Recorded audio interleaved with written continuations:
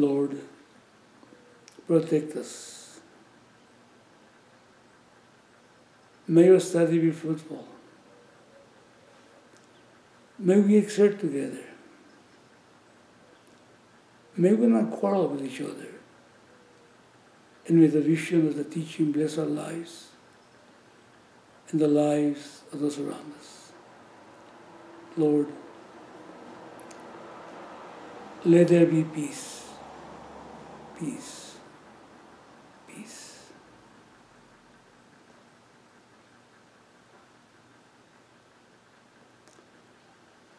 Om Sakana Bhavatu Sahanau Bhunaktu Sakaviryam Karavavai Tejasvinavaditamastu Ma Vidvishavavahi.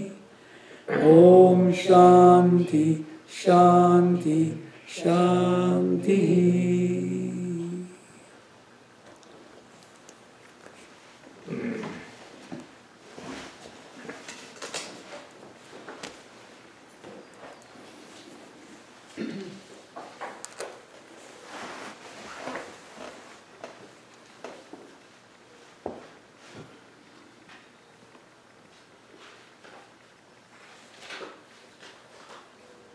So, the previous chapter, the previous section, talked about objectivity and subjectivity. Remember that? Mm-hmm. Yeah. And Swamiji is trying to make a point. Swamiji's teaching is trying for us to make to understand something. We have to see things as they are, and we normally don't. Normally, we add something to the situations. If we are to be free from sorrow, if we are to be free from samsara, we need to grow in our cognition. Right now, the cognition is placed on the surface. It's superficial. We don't realize to what degree. We're immersed in superficiality. That's a name. We go by looks. We go by tastes. Why do we do it? Because we know we have the knowledge, but why don't we use it when We have the possibility, but we don't have the knowledge. We have the possibility.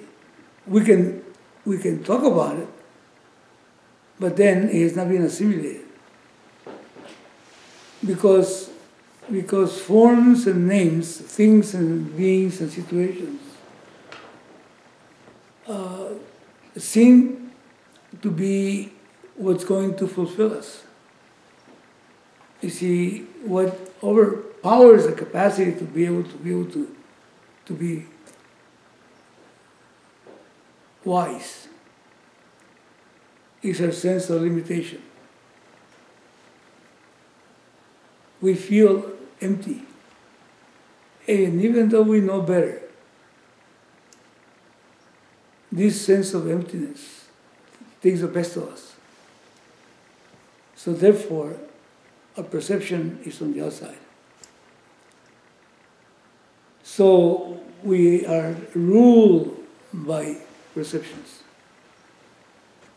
And the perceptions can be pleasurable or not pleasurable. If the perceptions are pleasurable, makes us run towards it. How is it called? Praviti? Yeah, run towards that. And the perceptions that we feel that not going to do it, we have nivritti. We run towards what we like, and then even though we might not be benefited by that in the long run, it's because then we're looking at things in a subjective way, meaning we ascribe to that what they don't have. And we imagine that with that, my sense of emptiness is going to end. Emptiness in this case is unhappiness.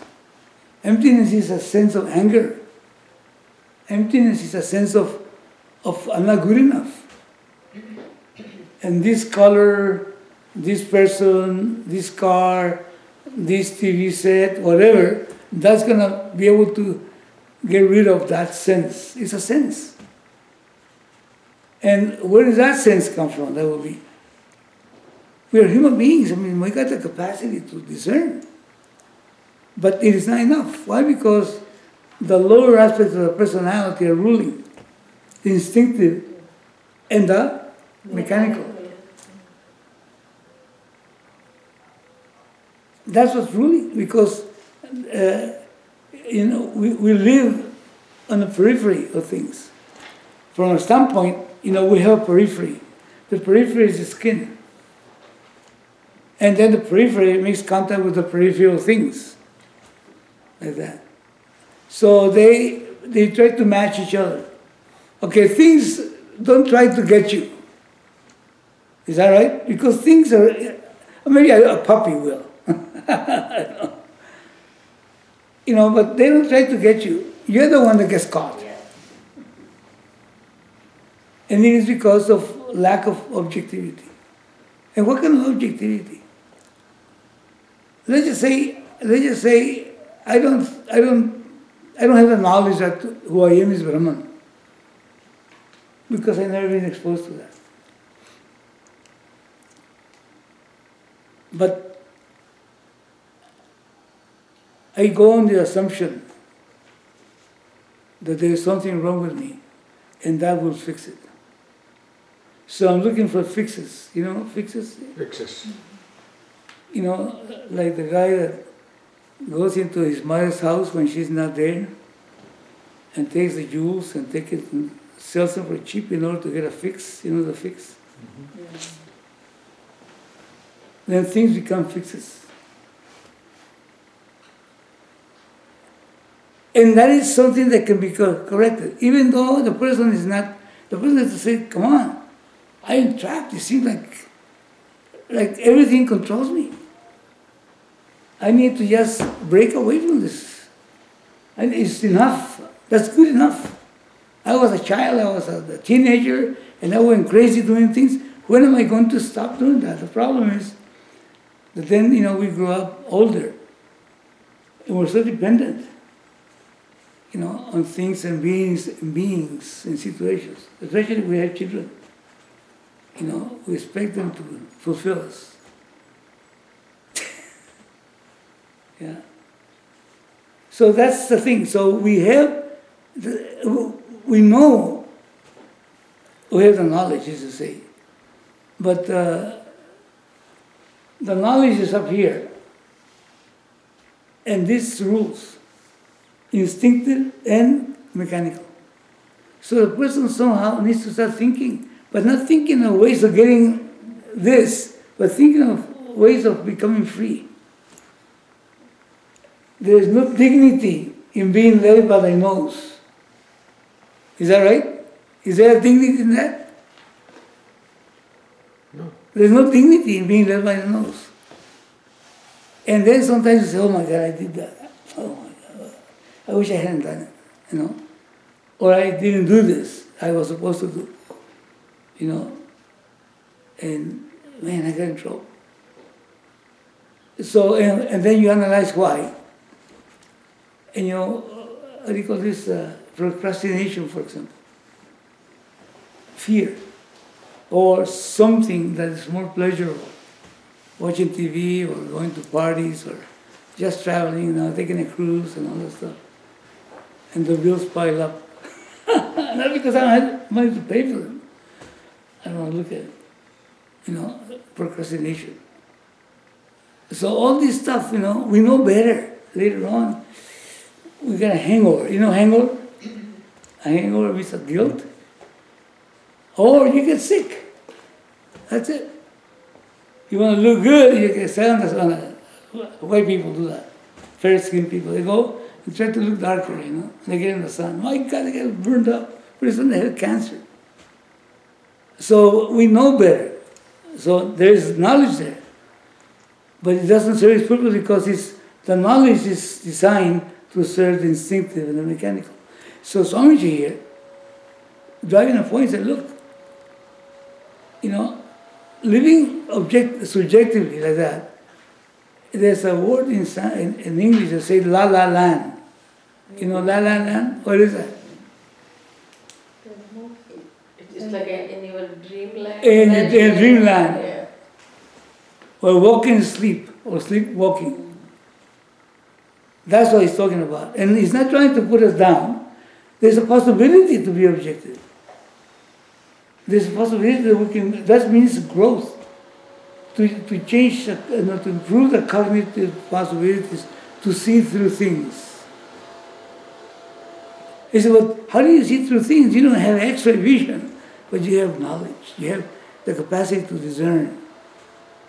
Like reading a label, and then see what you need. Not what you want, it's reading the label. So this is just in terms of regular. But if a person wants to fulfill the purpose of living, or the purpose of being alive, one needs to grow up. Because if the purpose of being alive is seen as being happy, this way we're boycotting ourselves. Boycotting? We're tripping ourselves. So that is what he's talking about. Now, if the purpose is to seek moksha, in terms of knowledge, self-knowledge, we can come to the Shastra and we can read the stuff. But it won't happen because of the shallowness of the perception. And not that we're shallow, okay? But we seem to be guided by names and forms like that. So that's what he's saying right here. So you have to give its value to where that value belongs. Of course, things that are objective have value. But we put more to it than that. You see, that's the whole idea. Purses, computers, iPhones. You don't have an iPhone? Kind of a thing. Now I feel very well because you don't have an iPhone. I got it. There's certain purses that cost a lot of money, $1,000 purse, for example. And then people don't even know what that is. You don't know what that is? Kind of a thing.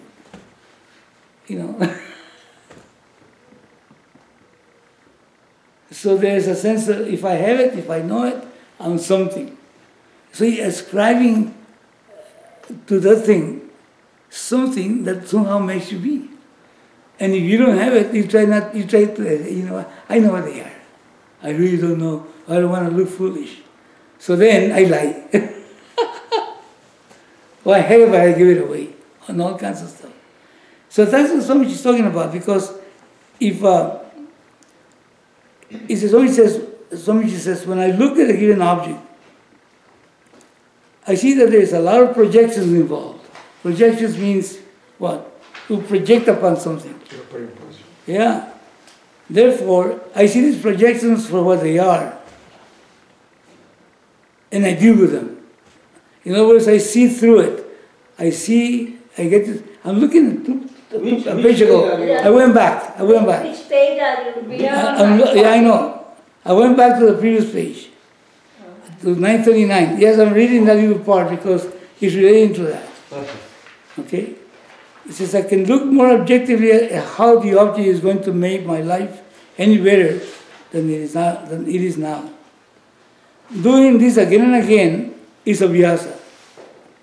Now, here the teacher is saying, keep on thinking. Over and over again, see. You know what it is? I'm in the second paragraph of page 939. On the top. On the top. On the top. Okay. Yeah. Okay. This is doing this again and again is abhyasa. And seeing the limitations of the object is Vairagya. Vairagya means what? Dispassion. Objectivity. He said repetition is essential. You got to do it over and over and over and over again to break the patterns. Because the subjective value does not go away just like that. This is because the value is something that is not deliberately imposed upon the object by you. You don't do it on purpose. You can't help it. So you need to be consistent and get over and over again. So that's what the subject matter was last time. That's what it was. And then turning the page, Swamiji talked about people that collect stuff. There are people who want to collect and own certain objects to the point that it becomes an obsession to them, with them. They call it an investment. But they will not part with it. For something to be an investment, you have to be able to sell it. But they will not sell because they have developed such an attachment for the object. There is no investment here. It's only a new problem that has to be created, that has been created. Only when the antique buddhi goes away, when the person can look at the object objectively, can there be Vairagya. So you require viveka. Viveka means to see through things. Is that right? Viveka means to see through, discern, like that. And not just say, well, I know it. To have Vairagya to say, okay, Vairagya means I know it, and therefore I'm not going to go for it. And that takes courage. So, and that takes dignity. The person that has Vairagya is a person that can qualify as a dignified person. You know, dignified, right? Okay, so that's what we left off last week. No, we did We did two more paragraphs. the third one, we are starting. Okay, let's read that then, the third paragraph then, right? Yeah. Okay, Third paragraph, you want to read that? sure. All concept of success and Vairagya, dispassion, are within the range of psychology alone. Vairagya is nothing but the emotional growth of the person. Growth is strictly in terms of understanding the limitations of an object or situation again and again until the superimposition falls apart. Then the world does not have a hold over you. Otherwise, the mind runs towards certain objects naturally because they have been given such importance by the society. There is a certain pain involved with reference to certain old objects. What you could not get before, what you have lost in the past, which can cause problems in the mind. Whereas if Vairagya is there, the old failures, those things that were sources of some pain for you, fall apart, and new objects also do not have any hold over you. This is what is meant by seeing the limitations, dosha, darshana, again and again, thereby bringing about a cognitive change which frees the mind to a greater extent. Okay. So he talks about, it's a matter of psychology, right? This thing about Vairagya, passion, is a psychological thing. And that's the root of the hold, see, because we have these particular things.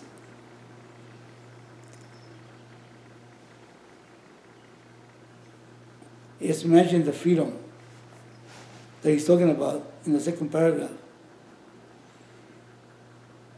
Because there has been pain and all that stuff from the past with reference to losses and all that. But then if there's Vairagya, if there's objectivity, then the old failures, those things that were sources of some pain for you, fall apart. They fall apart. And new objects also do not have a hold over you again. Vairagya is a means of freedom. And you say it's a relative freedom. It is not absolute freedom. It is relative, isn't it? Yep. Relative to objects. But then, do you require that freedom, relative freedom? Yeah. Yeah. It's health. There's a lot to do with it. Mm-hmm. Health in so many ways. Financially. Is that right? Can you see financial health in that? I'm sorry? Financial health. Health. Let's look at a mother or a father that has grandchildren. Let's just say that. And then let's suppose the father or the mother didn't do things, believes they didn't do enough for the daughter or the son. Now, the mother now becomes a grandmother or a grandfather. And they shower with the babies, all this money, in things, to try to somehow compensate. It happens in families. And of course, they're pleasing the child, they love it. Mama, you're here, come on, what you bring me? Kind of thing.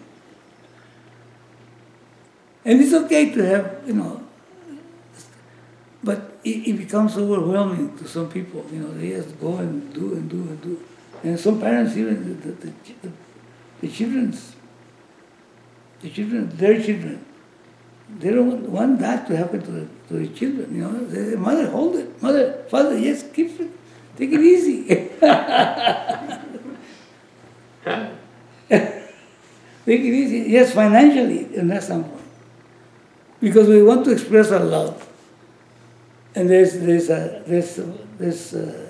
something didn't happen in the past. Guilt.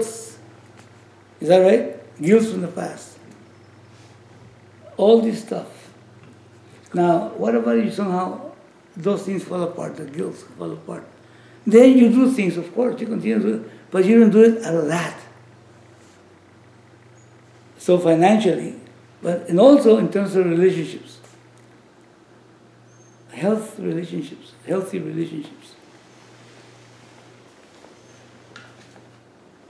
In terms of health, physical health, emotional health. That load is not there. Why? Because feelings of despair and all that stuff, they affect the physiology. And they affect us, the mind, the emotions, and all this stuff. So that's what he's talking about. If you have that, self-knowledge won't take place. This whole idea here is all psychological, okay. But they're all leading towards what? Antakarana Shuddhi. Think about that. You know what that means? What is Antakarana Shuddhi? Antakarana Shuddhi? Purification of the mind. Yeah. It all leads to purification of the instrument that we call it the mind. And the purification is not just some bad thoughts. Because we say, pure thoughts and bad thoughts. It has nothing to do with that. What does it have to do with that? What is purification of the mind? When the mind is pure, it's just what? Well, you nullify the raga dveshas in a sense. Less anger, less fear, less anger, less fear, greediness and all that stuff, jealousies, resentments, guilt. See how Vairagya, and what it is a person is growing up. That person is then growing up. But, like developing a muscle, this guy is a muscle developer. You have to work there, isn't it? It's called workout. You have to work on it. So that's why he says this, what word does he use? Constant practice. What is the word he uses? Constant practice. Abhyasa? Yeah, adhyasa. Constant practice. Because one needs to break down the patterns. I don't know, you can visualize it, but with the brain has certain orientations. The brain has certain orientations, and when the brain has these orientations, the mind guides it, everything goes in that orientation. So you have to actually clear that up. If there's any grooves, then you have to get rid of the grooves and then make it like this. Because otherwise everything goes, and you get to create new grooves maybe. Like tilling the ground, where there's rocks and pebbles and all that, and you want to have a crop. You have to actually work at it. And there's weeds coming out, you have to constantly keep them clean. So that's called antakarana shuddhi, because that will free you from a whole lot of stuff. That's what he's saying right here. He says, whereas if Vairagya is there, the old failures, those things that were sources of some pain for you, fall apart, and new objects also do not have any hold over you. This is what is meant by seeing the limitations, dosa darshana, again and again, thereby bringing about a cognitive change, which frees the mind to a great extent. It's a field. You see, we don't see. I met someone recently, a lady, already in his 60s, late 60s. And daughter hits her, calls her names, kicks her out of her own house. Let's kick her out on the street. Don't come back tonight. And the reason the person is because the grandma is attached to the grandson. And she's afraid of if she kicks the daughter away, then she won't be able to have the grandson. So the grandson, the woman manipulates the mother, gives her money. She buys a house and the mother pays for it and this and that. Now they're poor, and it is because of this attachment. And she cannot make herself call the cops. Because as mentioned, somebody, I come to your house and I kick you out and I stay in your house and I don't pay rent or anything. You pay the taxes and everything and I kick you out. And it is why? Because there's an attachment to that. Why? Because a person sees, if I don't have the child with me, then what's my life worth for? So she allows this person to do this to her. And there's a lot like that.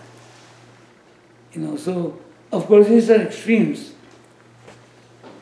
And the person is not foolish, she's not stupid. But the heart is just controlling the whole thing. Attachment. Yeah?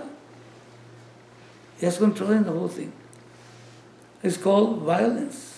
Physical, because she sometimes pulls her mother's hair and all that stuff to get out of here. And so on. That's terrible. We wouldn't think about that. But that can happen. If we're children, they know we have buttons. If we're not children, then other people know we have buttons. And we dance at their song, at their tune. The people that sell merchandise, they know we have buttons.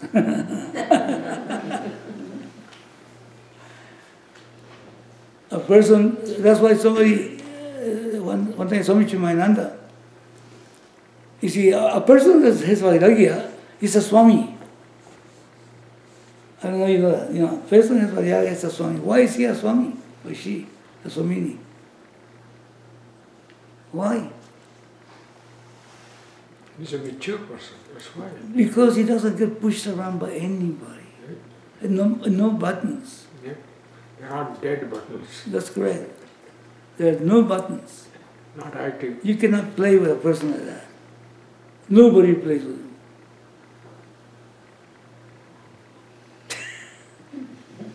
That is power. And it is not just because a guy's got a beard and all that kind of stuff. A Swami is not just a guy with a beard or shaven either, because they do both, with a particular cloth. It's a person that is grown, in which, look at this part right here, of course he has instinct like a human being. He has also some conditioning, so on. But then they don't rule him. He's functioning here. He's functioning here. It's a master. And that relative mastery, makes it possible self-knowledge. So they don't teach that in school. The first part of the Veda, I want you to just believe things. There's no reasoning there. If there's any reason, so you can see what he means, do what, when do I do it, how do I do it, and there's no questioning. In the Vedanta, the person is asked to think. That's what he's talking about. Vairagya is thinking. In other words, activate your humanity. Because the difference between a human being and an animal is the capacity to make choices, and the right choices, and to apply the will according to what's right, dharma. That's the capacity of a human being. So, activate your humanity. But I am a human being, well, yeah, by name, maybe. But if we're living here, we're actually worse than animals, because those are already programmed. They have no fault. But human beings come with the capacity to make decisions. So that's what I'm saying here. So become a human. Own up your humanity. And be free because of it. So we have here two things that we need to do. Watch this. Will you read the next paragraph?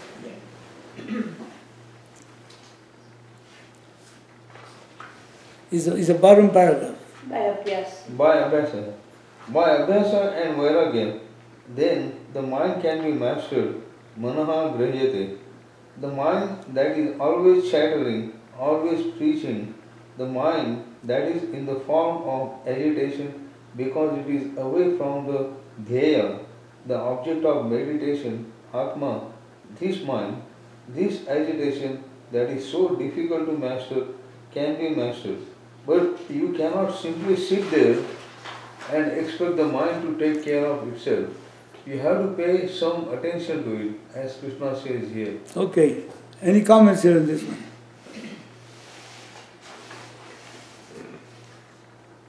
Any Effort. comments? Yeah. You have to put effort. Yeah. You have to put effort. You have to want to. You have to say it's enough. And then take this adhyasa and vairagya. But you have to actually discriminate a little bit. You say, what the heck am I doing with my life? You cannot change the past. The past is gone. I messed up all kinds. But all I have in front of me, the only reality is this moment. Tomorrow has not come yet. So I'm alive. Life is in front of me. What am I going to do with now? That's what it's talking about.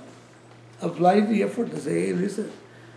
You have to have a very clear knowledge about dharma. You know dharma? What is right? That's what dharma means, isn't it? What is right? We call it duty sometimes. It's okay. But it's what is right. Now, What is right has nothing to do with this. In other words, this here is this. Now, what is right has nothing to do with that. Even though there is something that is right, eat well, rest well, that's right. What is right has to do with heart and head. It's called yoga. That's what yoga really means. Become a yogi, a person that is seeking what is right. For what? In order to develop that capacity, that cognition. Because, let me tell you, this particular knowledge requires a change in cognition. Cognitive change. Is that right? Cognitive change. It's a cognitive change. And just the fact that a person faces a reality and say, hey, listen, I've been going astray all this time. Don't tell anybody. You don't have to kill yourself and say, hey, I was bad. No. This is the time to do it. If I have certain habits and things, I better look at that and say, you know what, I'm going to ask for help. Om Asato Ma Satgamaya Tamaso Ma Jyotirgamaya Mrityo Ma Amritam Gamaya. Does that mean something? Does it address a problem? Does that address a problem? Yeah. What are we asking for? Give me my Freedom. Freedom. Lead me, oh Lord. You see, because we can pray these things, yes, because they're part of the culture. Like Christians, they go like this, and that's it. And they go into people's house to take what they don't belong to them, for example. Asatoma, yes. Yeah, go ahead, please. Asatoma, asat means what? not true. Okay. And sat means? True. Truth. Lead me to that. What is not true? What is asat? What is asat? Apparent, which is not real. Any object, which means has no reality of its own. Its reality is due to the reality. Is that right? What is asat there? The table is asat. And what is sat in the table? The marble. That's what it's made of. So we give what? Reality to that which has no reality, and we dig a hole for themselves. So asat toma satkamaya, lead me, Lord. I want to just break that habit.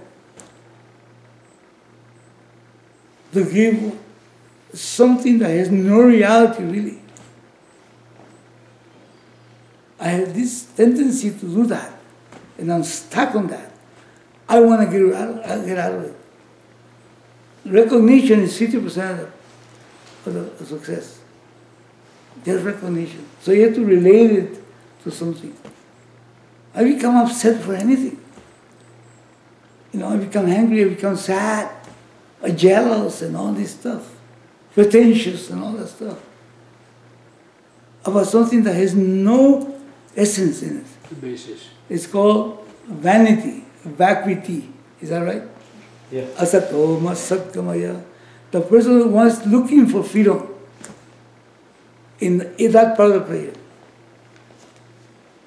And how am I going to get rid of that? Well, I'll tell you what, I'm going to make an effort to recognize this. And I need your help so I can get the power to continue on. Let me be free of disease, and let me be available for that. Let me go to places where I can think about that. In the day, have one moment even, to raise my prayer with tears in my eyes even. I cannot go on like this. I've been causing harm to myself, and I've been causing harm to others. And I'm not a bad person, but seem to be going on a downhill, like that. So asatoma satgamaya vairagya, viveka. It's a cognitive change. I thought I was okay. Everybody does it.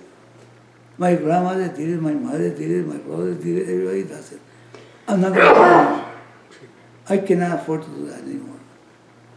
I don't know how many years I have left of life. I was making count, grow up as a person. So it comes from the heart. And it becomes meaningful. And then what is the other one? What does that mean? From darkness to Darkness to light. ignorance. Darkness of Yeah, ignorance. ignorance to knowledge. Projecting something on something that doesn't have. Ignorance. Just in that sense. I live like if I was with my eyes closed. I don't see. I am blind to realities. That's ignorance, isn't it? That's darkness. I want to be able to open my eyes and see. Because that's the solution for the first one. So that prayer is very meaningful. You say, what prayer should I use? Use that. Accept but with all your heart. And then, look at this. The name and form, the means and form, just look at BMI, PFTOET, the whole thing. It's called the world of Yama. You know Yama? Mm-hmm. Lord Yama. What is Lord Yama? Death. The Lord of Death, isn't it? It's all of this rule is all dying. The whole thing is going. This is going. It's gone. Almost gone. So that's what he's saying. Lead me from being hung up on that which dies. Hung up, the word, American word. I'm hung up on that which dies. Giving value to that which is rotten and rots. Sharira means what? The things will not fall apart. Is that right? Is that right? I am hung up on this guy. I'm trying to give it some kind of shape in order to view. I put all my efforts into that. That's all death. Because it's just going. I'm embracing something that is going away. That's what it is. Amrit is what? Death. Amrit means? Immortal. Immortal. Let me get a hold of that which doesn't change. These changes, there's something that doesn't change. What is it that doesn't change? What is it that doesn't change? Self, Atma, self, soul. I don't change. You don't change. I said, what do you mean you don't change? I was a little cute guy, and look at this old fella. But what are you talking about when you say that I don't change? Look at your photographs. Go to your albums. And look at that cute kid that became a youngster, that became a teenager. Who's that? That's me. As a boy, as a teenager, as a young man. And that was all me. So what do you mean me? The constant is me, arise. consciousness. Yeah, me, what I am, consciousness, Atma, Chaitanya. But what I see there, they're all the changes. Body. They're all dying, they're all dead. They don't exist anymore. There's no boy there anymore. That's gone.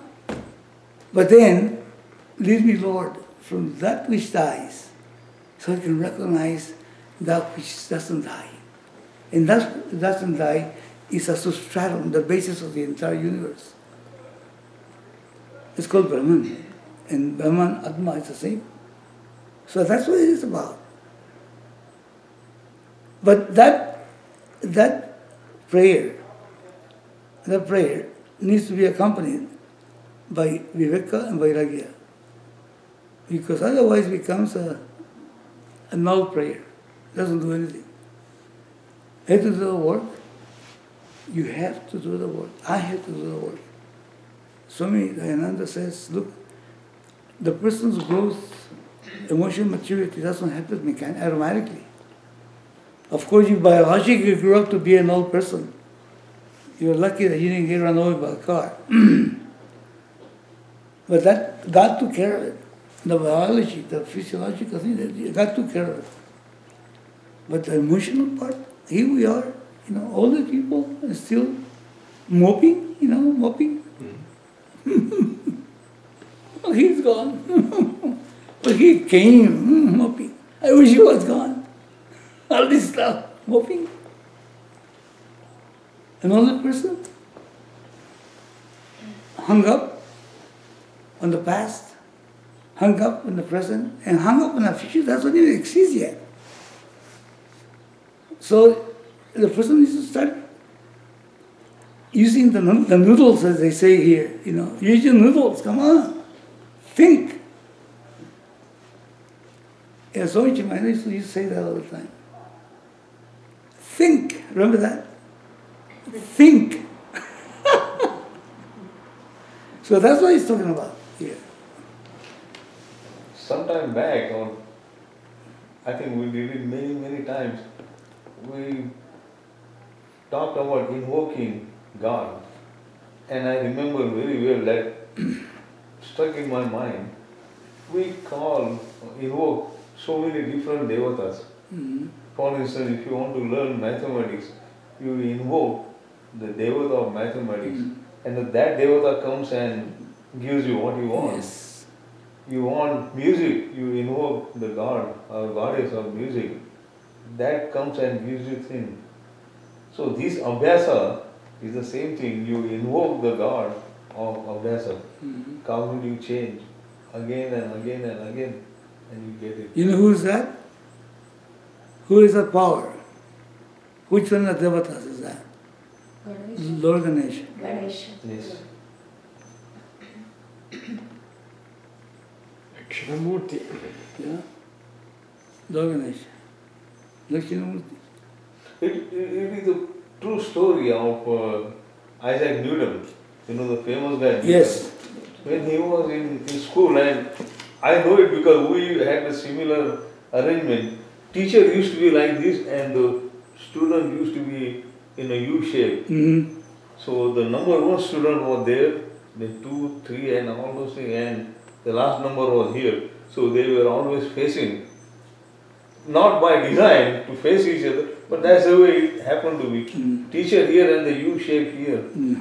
And then there was a number one guy in Newton's class. He was a big hefty guy and number one also a big hefty guy. And Newton was a small little guy and perhaps the last one in the school. So he was sitting there right across. And that guy was a kind of a bully, that number one guy. He bullied Newton during recess or lunch time or something. And Newton got mad. He said, I want to get to you. So he started going to gym. He invoked the devata of exercise. So devata of exercise, God pleased with him, and about a year or two later he beat that guy. And then he just stuck on his mind. He said, if I can beat him physically, I'm going to beat him mentally. This is the story I read. Yeah. So certain stories you don't forget. So gives you the importance of what to look for. You believe it? Yeah. So if we take an analogy like that, which is good, you take that the bullies are the ones that control us. Is that correct? Oh yeah. Now, bullies are not there. Bully what? The bullies are not out there. Yes. The bullies are what? Raga, Dvesha. You know Raga, Dvesha? Likes and dislikes. Those are the bullies. And those need to be neutralized. You cannot get rid of them, No, but you have to neutralize them. And how do you neutralize them? By looking at it for what they are, and then knowing what you want. That way, the bullies don't play with you. As a matter of fact, pretty soon they start fading away. They neutralize. Those are the bullies. So, and how do you do that? By constantly being, as Swamiji would say, Swami Dayananda, alert, quiet, and vigilant. It's like a child. You have a child running about, and you're doing things and all that, but there's an ear out there. You don't see him, but you say, "Hey, what are you doing?" Is that right? I do that to Chico. Well, he's out there, we don't know what he is in the living room. "Hey, Chico, what are you doing?" And then, Chico's my dog, puppy. So, but you gotta keep on. The mind is going. Because this is a chapter of meditation, remember that?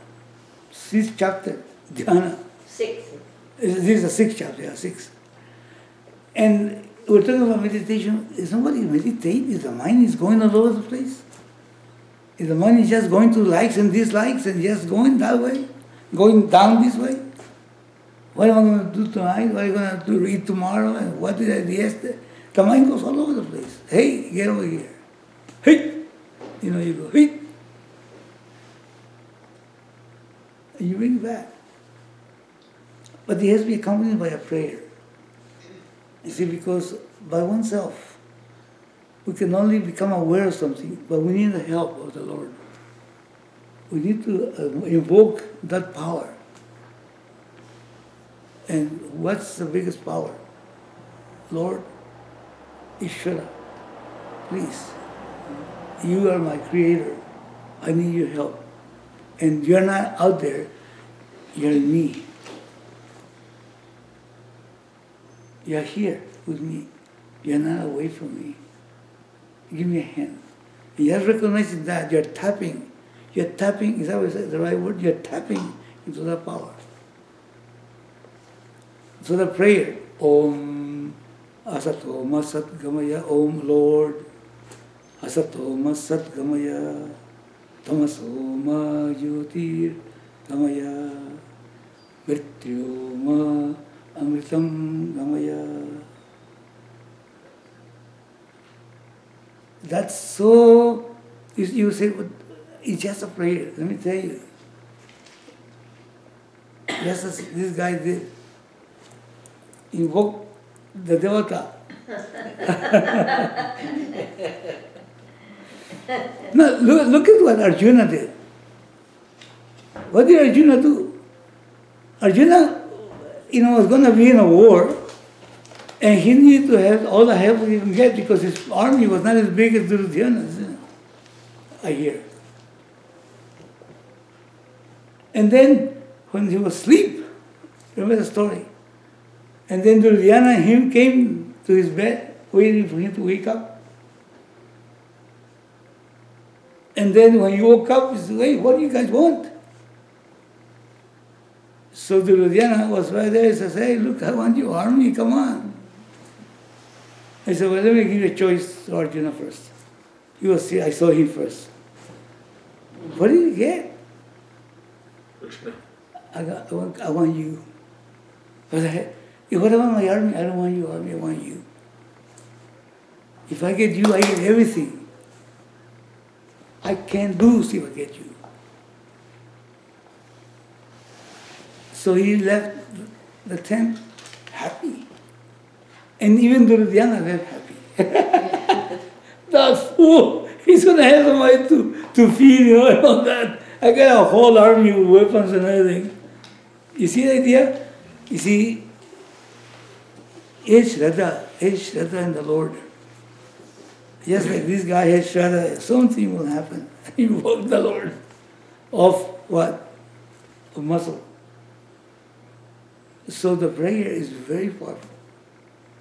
Yes, invoke Him. and over and mean it.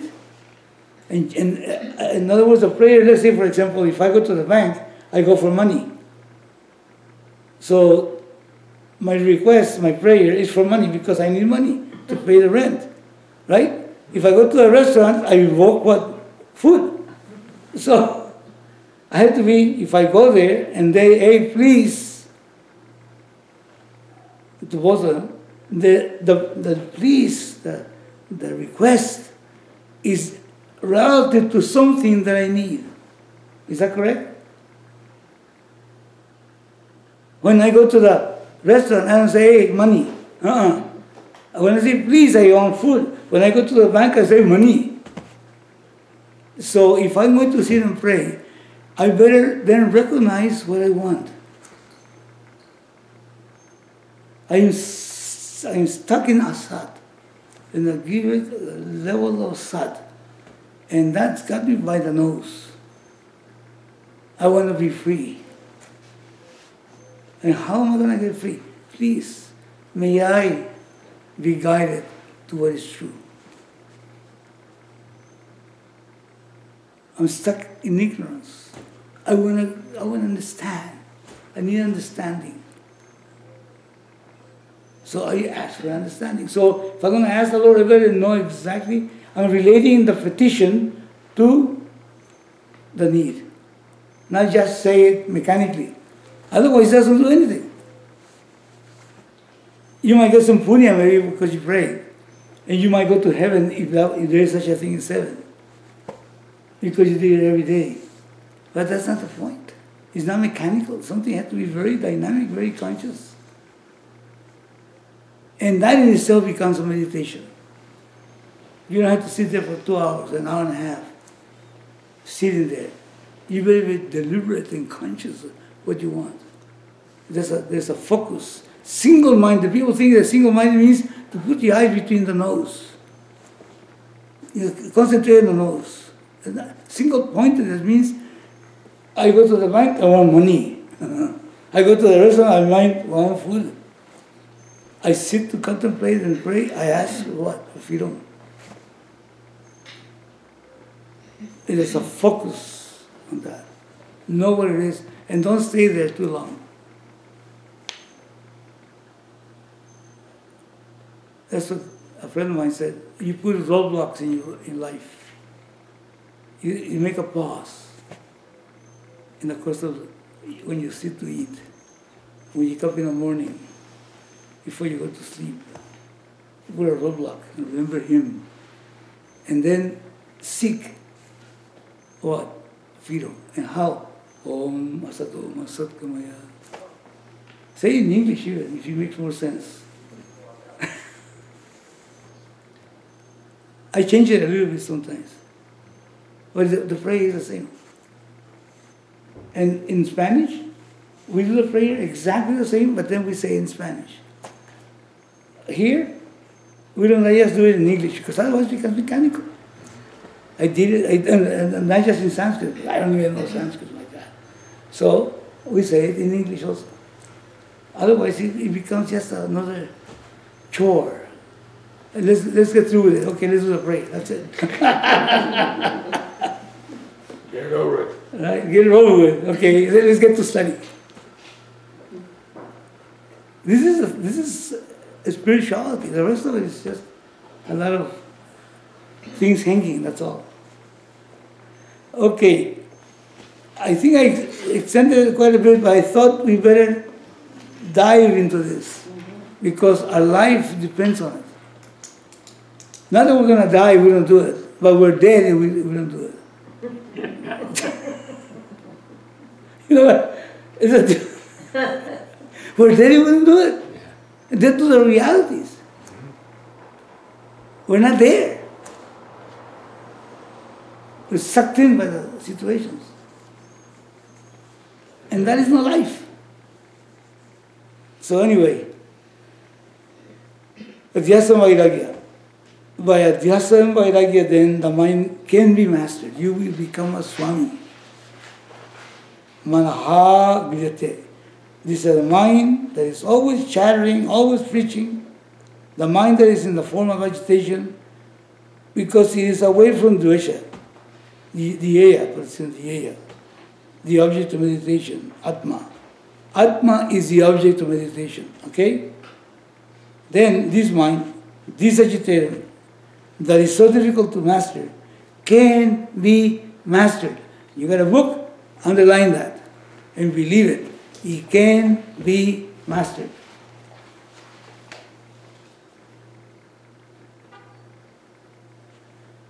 Now, let me just go a little bit into that. How can it be mastered?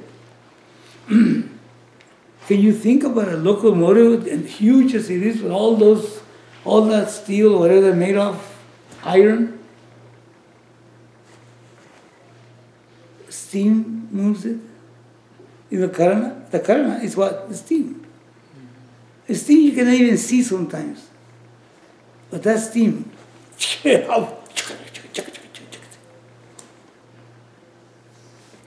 there is a karana sharira. The karana sharira has got all these likes and dislikes, and it rules our life. We become like the locomotive run by all these likes and dislikes, all this ignorance. Well, I'll tell you what, this buddhi can actually counteract that. The buddhi is subtler than the emotions. Subtler means it's more powerful. Right now the buddhi has compromised and has gone along with the senses and the emotions and sensations. And we let it be like this lady I was talking about that gets beaten up by her daughter. She has the power, but she doesn't use it. She owns a house. She can pick up and say 911, hey, get this woman out of here. She can do that easy. We talked about it. But she can't make herself do it. It's at the mercy of what? Not of that woman. It's at the mercy of her own what? Weakness. It's now applying what she has in it already. She has the power, even legally. She has the power. Right? So somehow we need to overcome that. So the buddhi, the understanding, applied understanding, is more powerful than anything. So we strengthen this. We make it beautiful, sharp. And you know what? The mind has no chance. The brain is malleable. We talked about before. Malleable? Mm-hmm. The brain is malleable. The synapses, those are the currents that go in the brain. Mm-hmm. They're very established in a particular direction. They can be changed. Just like you can change highways. You can make new roads. And you don't have to call, to get how do you call this? In the cities they get a bond or anything. You don't have to get a bond and start begging. You got the power here. You don't have to go get just apply, you got the power, yes, get it, it's yours. And do it. That's it. It's as simple as that. My phone is here. I wanted to listen to something. And where's my phone? I left it in the car. There's something that Swami Dayananda said, and I shared it with some people. I wanted to share it with you. Let me see this here. Message is right here. No, that's not message. That's in. It's something that the words of Swamiji himself. No, they're not here. But anyway, he's talking about do it. Yes, go ahead and do it. I'm going to send it to you. Swami Dayananda back in the 1970s, actually before it, he was a young Swami. He's on the radio. He's making some statements on the radio.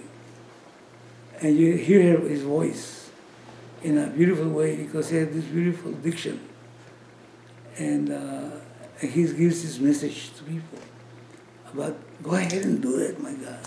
What's holding you back? You had the power in you. The will And with understanding, the will follow. That's all. Okay, let's go to the next part. Who wants to read? Meena, you want to read that next part? Yoga is difficult to gain for the one by whom the mind is not mastered. This is my vision. Whereas it can be gained by the one whose mind is mastered, who makes effort with the proper means, that is practice and objectivity. One who does not practice meditation, abhyasa, and who does not have objectivity, Vairagya, is called Samadhyaya Atma in this verse, meaning that the mind is not brought under control. And can the mind be brought under control? Yes. Krishna says, but with difficulty. It is Dushprabha. Furthermore, unless the mind is mastered, it is not possible to gain the yoga being discussed here. The capacity to see the sameness that exists in all beings and in which all beings exist. What Krishna says here is his vision, mati, which is not the same as an opinion, since it is not something that can be contented and dismissed. Okay. You want to comment on that? Somebody? Take the points from the beginning. Is there something outstanding that you think that needs to be looked at? I'm sorry? Is there something outstanding here that you think should be discussed? A question maybe, a doubt?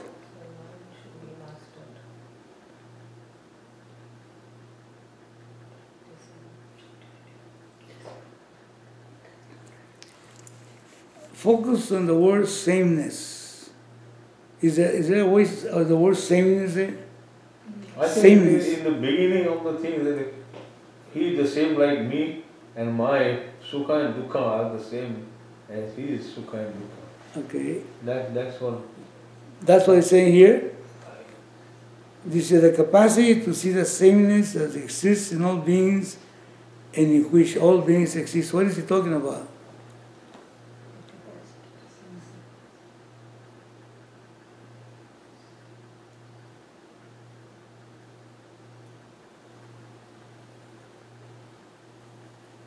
What is same here? What is same You're about talking about us? Brahman? No, yes, in the relative point of view. What is same here? All human beings.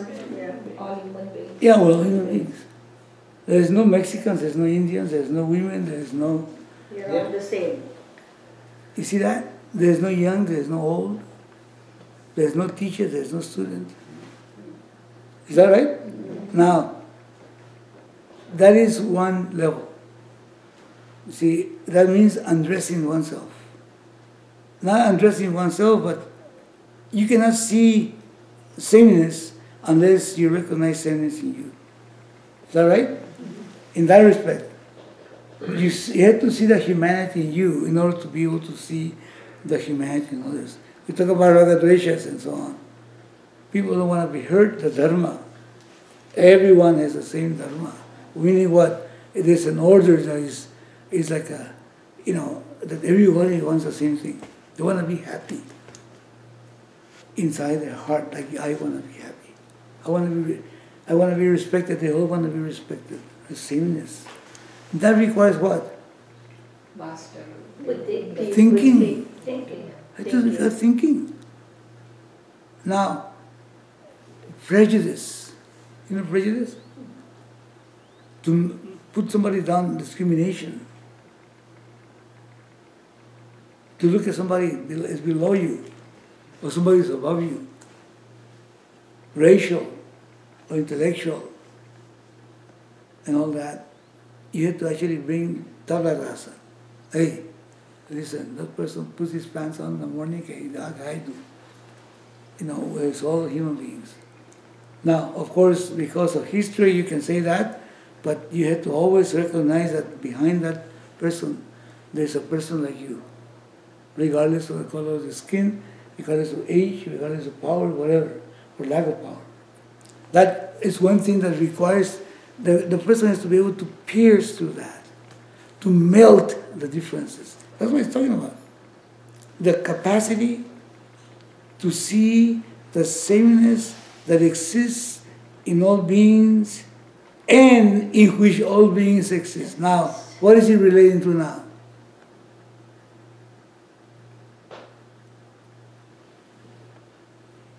To the self.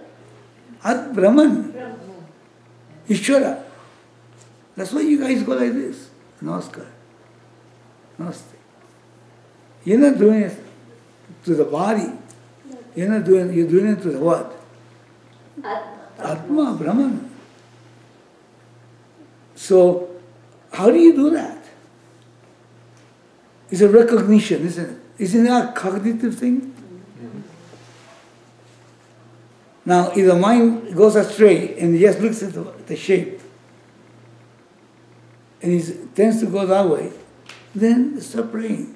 Asato, Masat Kamaya. Well, because the shape is asat, the vastu is the truth, isn't it? Vastu, vastu. It is the truth. And that truth, in order for me to see the truth in them, I have to see the truth in myself also.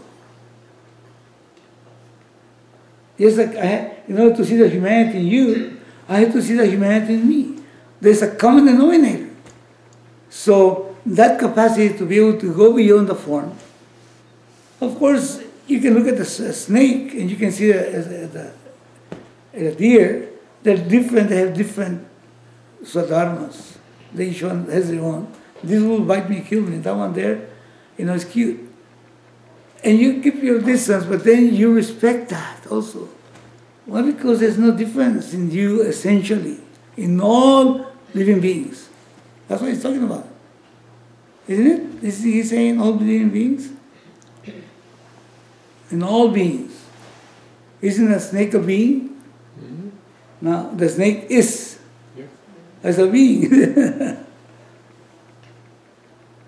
So the isness is the same. Isness. It's called Sat. Is that right?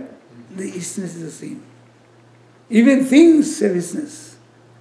And the isness is not true to themselves, is that which makes it be, which is Sat. Sat-Chit is there. So the capacity to be able, that's meditation. You don't have to close your eyes. Develop the capacity to be able to see that.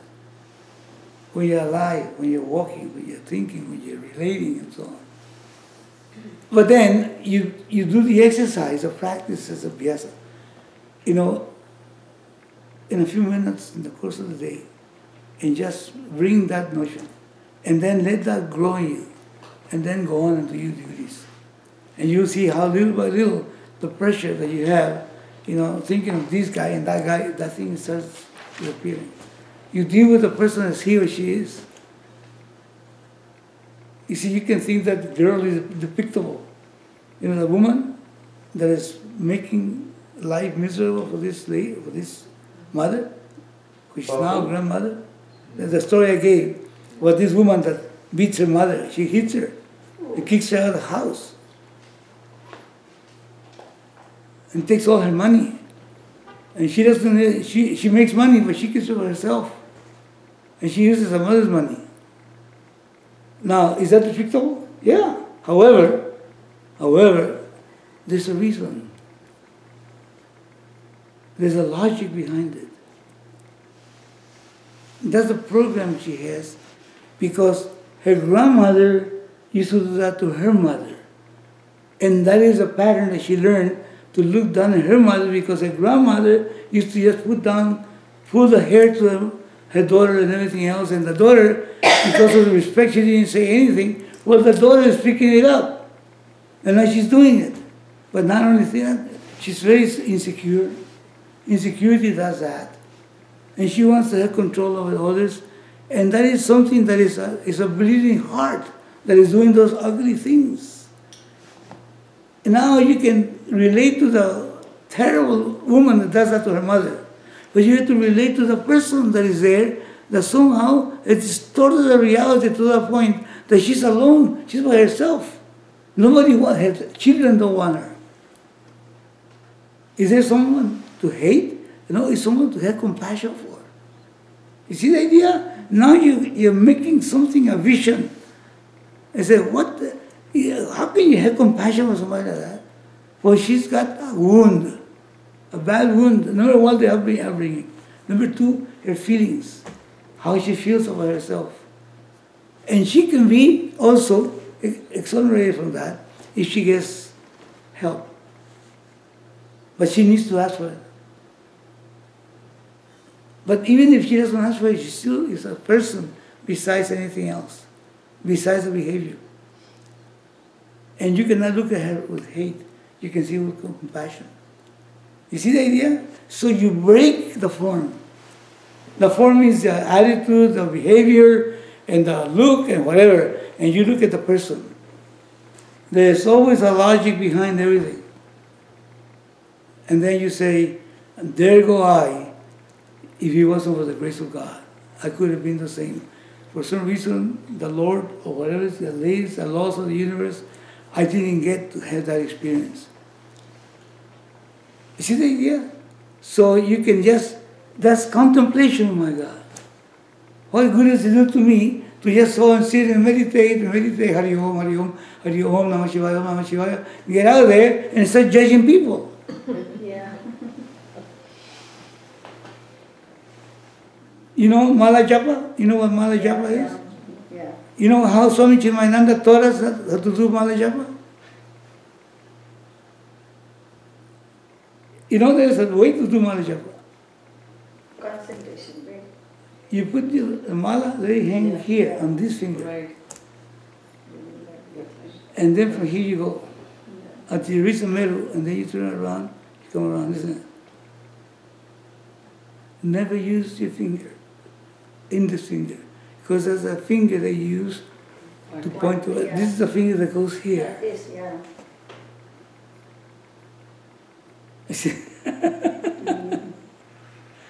This one comes here, the other one goes there. Otherness. That in itself is meditation. To decide I want to use my finger. Not because I say so, because I don't want to use the finger, because I don't want to get out from here and start judging people, feeling better than, because they don't meditate. I meditate. I study Vedanta. What the heck is that? But then why do people do it? Because they don't get the point. That's the whole idea. You see, we don't get the point. So we need to somehow start getting the point. Assimilate the Yeah, assimilate the knowledge. And then in the moment of meditation, you see that which is the same in everyone. There's no sense in closing your eyes and spending half an hour every day or whatever, chanting some mantra that might make sense to you, might not. Why? Because somebody gave it to you. And expect some magic to happen. You know, Om Namah Shivaya, Om Namah Shivaya, Om Namah Shivaya. And I check to see if Jaya comes or something. Hail Mary, Mother of God. The Lord is with you. All this stuff. Yeah, so that's the point of this whole thing. Think. Some people used to look at Swamiji and say, what do you mean think? Feel, they used to say. You know, the hippies of the 1960s and 70s, they used to actually criticize Swami Dayananda because they think. But I feel, think. Feel is here. Use your noodles, man. It's like Steve Jobs said, think different. That's right. That's a think different. And think means is a contemplation, when you recognize the sameness in everyone. That requires thinking, and it's not mechanical thinking, it's deliberate thinking. Not to see the differences, but to pierce beyond the differences and not a fact. There's no tables and chairs. There's only wood. Is that right? Mm-hmm. Think. Anyway, I think we passed the time. So, Any comments or anything anybody want to make? No, I think 9:41 as a speech. So Saturday, right? Yeah, next week. It's Saturday, okay? Let me see. I think it'll be okay. Let me just see if I have my calendar. Because I left July my. 4th weekend. What's next Saturday? What's Sunday? That'll be the 25th, no. Sunday the second. Second. First. Independence Day coming up, is it? So here we go. Saturday. No, first, I think. It is Tuesday. July Independence 4th is Tuesday. Day. Yeah, but it's okay. Saturday can be. No, but Saturday Saturday he is- wants to have it Saturday, so Saturday is first. That's Yeah, it's first, yeah. Saturday is first. That's fine. Okay, let's have it at 5:30 again. Yeah. Okay, we're gonna do this and say, okay, very good. Let me see how do you do this. 5:30. 5:30. Satsang, and who's home? Minas. Minas. Okay.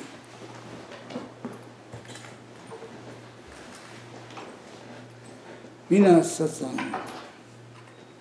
Look at this. Not Rockies, just Minas.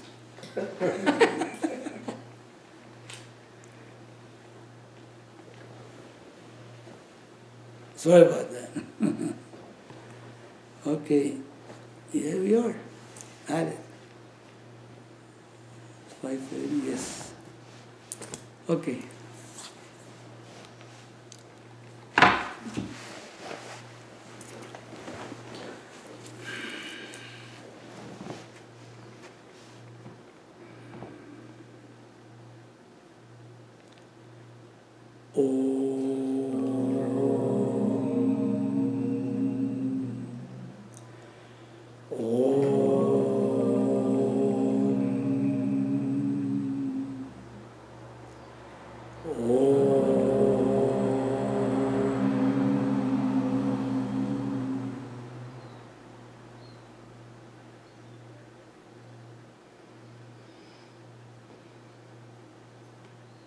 Lord, lead me from what appears to be true to what is true. Lead me, Lord, from confusion into clarity. Lord, lead me from death to immortality.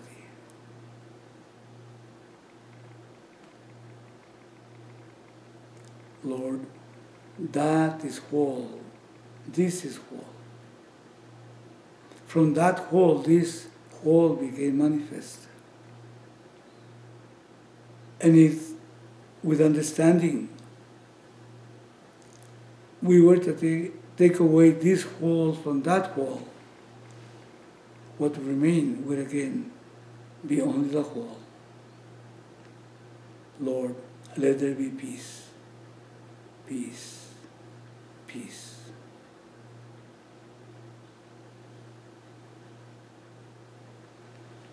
Om Asato Ma Sadgamaya Tamaso Ma Jyotir Gamaya Mrityo Ma Amritam Gamaya Om Purnamada Purnamidam Purnaat Purnamudashyate Purnasya Purnamadaya Purnameva Vashishyate. Om Shanti Shanti Shanti. Om Sarve Bhavantu Sukhinah Sarve Santu Niramaya Sarve Bhadrani Pashyantu Ma Kachit Dukha Bhavet Loka Samasta Sukhino Bhavantu. Om Shanti Shanti Shanti. Harihi Om Tat Sat Shri Guruvyo Namaha Harihi Om.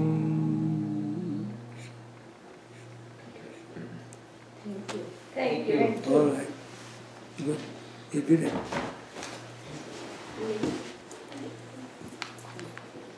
We did it again.